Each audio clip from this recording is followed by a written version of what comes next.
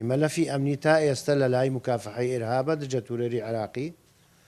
و ئێمە وەکو پۆلیس هەمووتان نەزانن ئێمە لە ناو شارە مەوجود بووینە، لە ناو شارە هەین بوونمان هەیە، وجودمان هەیە، نقاتمان هەیە، نقاتی سابتمان هەیە و هەروەها مشتەرەکەمان هەیە.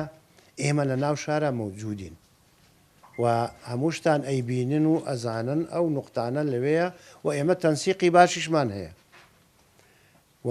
هەر کاتێکش ئێمە بە مشتەرەکی یان بە تەنیا توانیومانە ئیشەکان بکەین و ئیشەکانیشمان کردووە. ئینجا لەبەرەوەی هەندێک برادەر گوایە وا نەقلی کردووە مەلەفی ئەمنی ڕادستی پۆلیس کراوە، تا ئێستا ڕادستی ئێمە نەکراوە، هێشتا ماوێتی. ئەوە بۆ معلوماتان، بەڵام ئێمە تەنسیقی باشمان ئێمە لە ناو شار بڵاو بووینێتەوە و زۆربەی نقطەکان بەدەست ئێمەیە لە ناو شار. وەکو وتمان ئێمە وجودمان هەیە، ئێمە قیادەی شوڕتەین، ئێمە فەرماندەیی پۆلیسین، ئێمە ئیشەکان خۆمانمان کردووە، ئێمە ئیشمان